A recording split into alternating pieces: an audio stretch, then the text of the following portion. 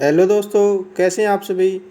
मैं मनदीप स्वागत करता हूं आपका हमारे YouTube channel study with Mandeep में। तो देखिए दोस्तों, जैसा कि हमने हमारी एनसीईआरटी की साइंस की सीरीज़ स्टार्ट कर रखी है, उसके अंदर आज हमारा 7th क्लास का 3rd चैप्टर है, जिसका नाम है रेशों से वस्त्र तक। तो देखिए दोस्तों, इसके अंदर पहले हम एनसीईआरटी के फैक्ट डिस्कस करेंगे, क्योंकि ये इसके अंदर हमने एनसीईआरटी से जो भी इम्पोर्टेंट फैक्ट हैं, जो भी इम्पोर्टेंट डेफिनेशंस हैं, वे हमने इसके अंदर लिख ली हैं। और इसके बाद हम पहले ये डिस्कस करेंगे और इसके बाद हम इसके एमसीक्यू डिस्कस करेंगे। तो देखिए दोस्तों, ऊन और रेशम रेशे जंतुओं से प्राप्त किए जाते हैं। मतलब ऊन और रेशम रेशे जो हैं जंतुओं से प्राप्त किए जाते हैं। जंतुओं से प्राप्त किए जाने वाले जो रेशे हैं उन्हें क्या कहते हैं? जंतु। मतलब ये क्या कहना चाह रहा है कि जो ऊन और रेशे हैं वे जंतुओं से प्राप्त किए जाते हैं, ठीक है। और जो जंतुओं से जो रेशे प्राप्त किए जाते हैं उन्हें क्या कहते हैं? जंतु। मतलब ऊन और रेशे जंतुओं से प्राप्त किए जाते हैं, जो जंतुओं से प्राप्त किए जाने वाले ऊन और रेशे उन्हें क्या कहते हैं? जंतु। आगे देखिए दोस्तों, रेशम के फाइबर रेशम कीट कोकून से प्राप्त होते हैं। मतलब क्या कहना चाह रहे हैं दोस्तों, जो रेशम के जो कीट होते हैं वो रेशम कीट कोकून से प्राप्त होते हैं। मतलब क्या कि जो रेशम के जो कीट प्राप्त रेशम का जो फाइबर है, रेशम के फाइबर रेशम कीट के कोकून से प्राप्त होते हैं। मतलब कि जो रेशम का धागा है वो रेशम के कोकून, मतलब कि जो उसका कोकून है उससे ये प्राप्त होते हैं रेशम के फाइबर। आगे देखिए दोस्तों, ढाडी के रूखे बाल व त्वचा के निकट अवस्थित तंतुरूपी मुलायम बाल।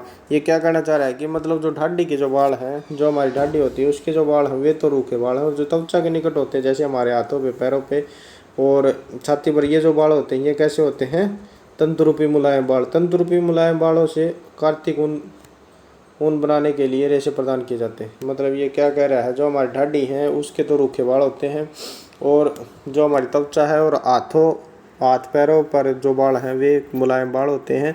और जो मुलायम बाल हैं, तंतुरूपी जो बाल हैं, मुलायम और तंतुरूपी बाल हैं, उनसे कार्तिक ऊन बनाने के लिए रेशे प्रदान किए जाते हैं। ठीक है दोस्तों, आगे देखिए, अंगोरा ऊन को अंगोरा नस्ल की बकरियों से प्राप्त किया जाता है। मतलब अंगोरा एक प्रकार की ऊन का नाम है, और एक प्रकार की बकरी की जो नस्ल है वो भी अंगोरा है। तो इसे किससे प्राप्त किया जाता है? अंगोरा नाम की बकरी से इसे अंगोरा ऊन को प्राप्त किया जाता है। और ये जो अंगोरा नाम की बकरी है जम्मू कश्मीर के पहाड़ी क्षेत्र के अंदर पाई जाती है। इनकी ऊन से बेहतर सोले बनाई जाती हैं, जिन्हें पश्मीना सोल कहते हैं। मतलब क्या है, अंगोरा जो ऊन है वो अंगोरा नाम की बकरी से प्राप्त होगी। और ये जो अंगोरा बकरी है जम्मू कश्मीर की पहाड़ियों में पाई जाती है, ठीक है। इससे बेहतर मतलब कि इससे बेहतर सोल बनाए जाते हैं, जिन सोलों को क्या कहते हैं? पश्मीना सोल। दक्षिण अमेरिका में के अंदर पाए जाने वाले लामा और येलपेका से भी ऊन प्राप्त। मतलब ये पूछ लिया जाएगा, लामा और येलपेका किस देश के अंदर पाए जाते हैं? मतलब कि दक्षिण अमेरिका के अंदर पाए जाते हैं ये यामा और अल्पेका कहाँ पाए जाते हैं? दक्षिण अमेरिका के अंदर। इनसे क्या होता है? ऊन प्राप्त की जाती है। आगे देखिए, भेड़ों की कुछ नस्लें। मतलब कि यह है कि भेड़ की कौन सी नस्ल कहाँ पाई जाती है, इसके बारे में हम पढ़ेंगे। लोही पंजाब और राजस्थान के अंदर पाई जाती है। रामपुर बुशियार ये उत्तर प्रदेश और हिमाचल प्रदेश के अंदर पाई जाती है। नाली या नली राजस्थान, हरियाणा और पंजाब के अंदर। बाखरवाल जम्मू कश्मीर के अंदर। मारवाड़ी गुजरात, और पाटनवाड़ी भी गुजरात। तो देखिए दोस्तों, एक बार फिर, लोही जो है राजस्थान और पंजाब के अंदर पाई जाती है। रामपुर बुशियार उत्तर प्रदेश के अंदर पाई जाती है, उत्तर प्रदेश और हिमाचल प्रदेश के अंदर पाई जाती है। और नली जो है या नाली राजस्थान और हरियाणा और पंजाब के अंदर पाई जाती है। बक्करवाल जम्मू कश्मीर के अंदर पाई जाती है। मारवाड़ी गुजरात के अंदर। पाटनवाड़ी ये भी गुजरात के अंदर पाई जाती है। आगे देखिए दोस्तों, रेशों को ऊन में परिवर्तित करने का जो प्रक्रम है उसे वो किस प्रकार है? जैसे रेशों से जो ऊन बनती है वो किस प्रकार बनती है? पहले ऊन की कताई की जाती है, फिर उसकी अभिमार्जन किया जाता है, फिर छटाई, फिर बर्क की छटाई, फिर रंगाई और फिर रेलिंग। मतलब कि कितने प्रोसेस हो गए? 6-7 प्रोसेस हैं। ऊन की कटाई, फिर अभिमार्जन करेंगे, फिर छटाई, फिर बर्क की छटाई, फिर रंगाई और फिर रीलिंग। आगे देखिए दोस्तों, ऊन की छटाई का जो कार्य है वो जोखिम भरा होता है, क्योंकि कभी कभी वे इंथ्रेक्स नामक जीवाणु से संक्रमित हो जाते हैं, जो कि एक घातक रक्त रोग कारक है जिसे सोरटस रोग कहते हैं। मतलब ये क्या कहना चाह रहे हैं, जो उनकी जो छटाई का कार्य है वो जोखिम भरा होता है। जोखिम भरा क्यों होता है? क्योंकि इसका जो कार्य करने वाले लोग हैं वे इंथ्रेक्स नामक जीवाणु से संक्रमित हो जाते हैं, जो एक घातक रक्त रोग है। मतलब ये पूछ ले कि जो इंथ्रेक्स जीवाणु से जो रोग होता है वो कौन सा होता है? सोरटस रोग होता है। और ये कैसा रोग है? रक्त रोग है।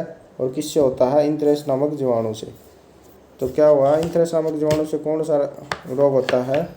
रक्त रोग और सोरटस रोग।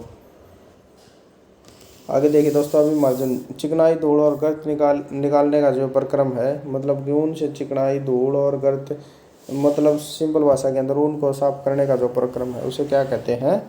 अभिमार्जन कहते हैं। चिकनाई, धूल और गर्त निकालने का जो प्रक्रम उसे क्या कहते हैं? अभिमार्जन। रेशम सिल्क के रेशे भी जांतव रेशे होते हैं। मतलब रेशम के जो रेशे हैं वे भी जांतव का मतलब कि जो जंतुओं से प्राप्त होते हैं। ठीक है, रेशे हैं। रेशम कीट के फाइबरों को बनाते हैं। रेशम कीट रेशम के फाइबरों को बनाते हैं। मतलब ये क्या कहना चाह रहे हैं, जो रेशम के रेशे हैं वे भी जांतव मतलब कि जंतुओं से प्राप्त होते हैं। ठीक है, रेशम कीट रेशम के फाइबरों को बनाते हैं। मतलब जो रेशम के कीट हैं वे रेशम के फाइबर बनाते हैं। रेशम प्राप्त करने के लिए रेशम कीटों को पालना रेशम कीट पालन कहलाता है। मतलब क्या है रेशम कीट पालन, क्या होता है ये पूछ ले आपसे। रेशम प्राप्त करने के लिए रेशम कीटों को पालना रेशम कीट पालन कहलाता है। और इसे क्या कहते हैं? सेरिकल्चर। मोस्ट इम्पोर्टेंट है दोस्तों, ये पूछ ले कि सेरिकल्चर किसे कहते हैं? सेरिकल्चर रेशम कीट के पालन को सेरिकल्चर कहते हैं। रेशम प्राप्त करने के लिए रेशम कीटों को पालना क्या कहलाता है? रेशम कीट पालन या सेरिकल्चर। रेशम प्राप्त करने के लिए रेशम कीटों को पालना क्या कहलाता है? सेरिकल्चर। रेशम कीट का जीवन चक्र। मादा रेशम कीट अंडे देती है जिससे लार्वा निकलते हैं और वे कैटरपिलर, इल्ली तथा रेशम कीट कहलाते हैं। मतलब क्या कहना चाह रहा है, ये जो मादा रेशम कीट जो है वो अंडे देगी जिससे लार्वा निकलते हैं और कैटरपिलर, झिल्ली या रेशम कीट कहलाते हैं। मतलब क्या है, मादा रेशम कीट अंडे देगी जिसके बाद लार्वा निकलेगा, कैटरपिलर, झिल्ली या रेशम कीट कहलाएंगे।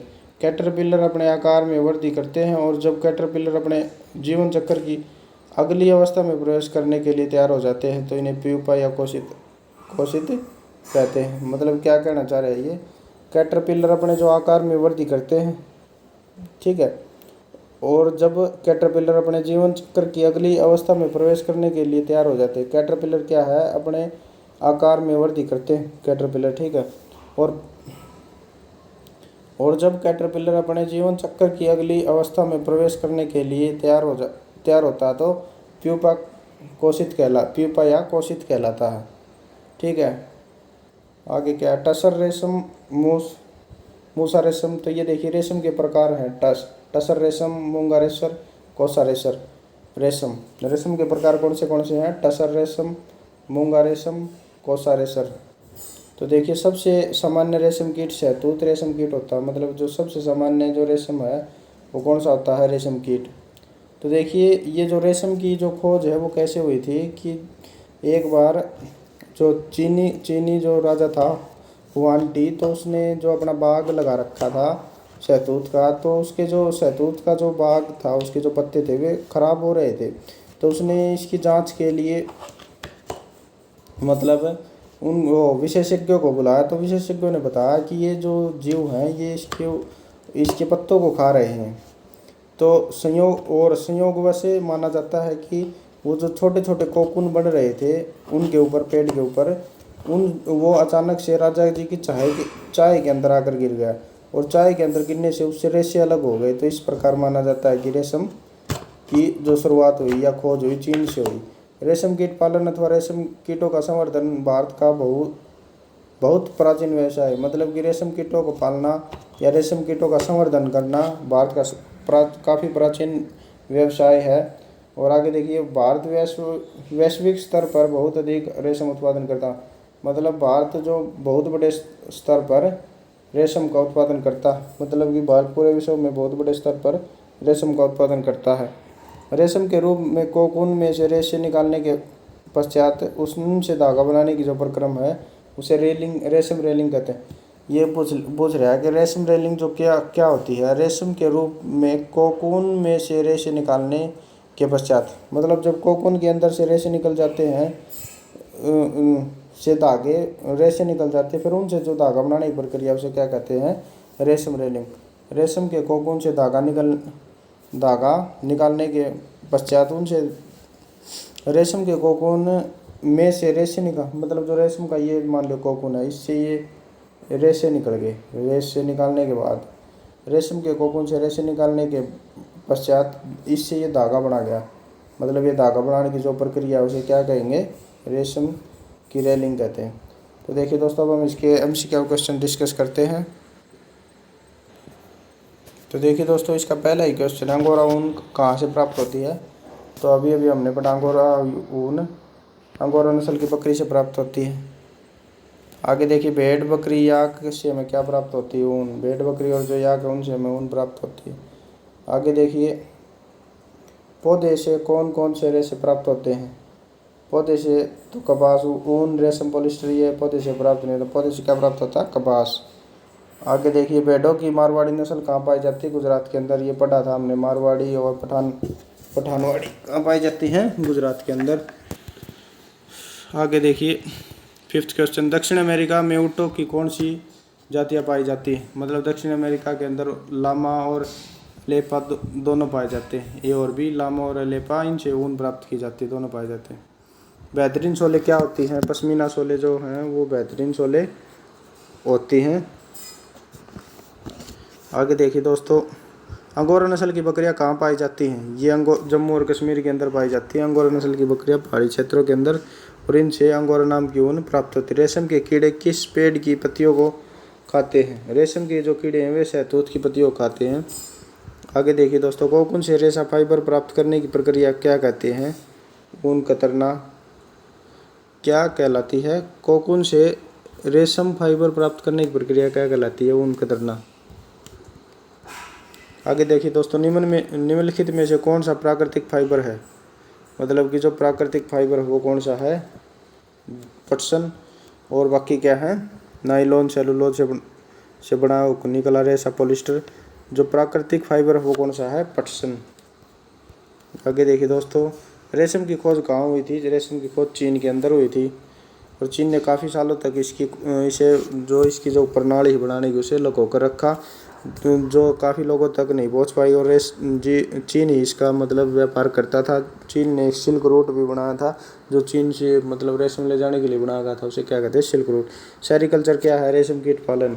जैसे कि हमने पढ़ा, रेशम के उत्पादन के लिए रेशम कीटों को पालना रेशम कीट पालन कहलाता है, उसे सेरीकल्चर कहते हैं। ऊन उतारने के बाद क्या प्रक्रम होता है, अभिमार्जन। मतलब उससे गंदगी, चिकनाई और धूलकण बाहर निकालना, अभिमार्जन। आगे देखिए, सबसे अच्छी ऊन देने वाली भेड़ किस देश में पाई जाती है। सबसे अच्छी ऊन देने वाली भेड़ न्यूजीलैंड के अंदर पाई जाती है। आगे देखिए दोस्तों, गलीचे की ऊन कौन सी नस्ल की भेड़ से बनाई जाती है। नली नस्ल की भेड़ से गलीचे की ऊन बनाई जाती है। अलेपा नामक जंतु कहाँ पाया जाता है। तो ये पाया जाता है दक्षिण अमेरिका के अंदर, अलेपा और लामा। तो देखिए दोस्तों, ये था आज का हमारा चैप्टर 3, रेशों से तंतु वस्त्र तक। तो लगातार हमारे YouTube चैनल से जुड़े रहने के लिए study with Mandeep YouTube channel को सब्सक्राइब कीजिए और अपने दोस्तों के साथ शेयर कीजिए।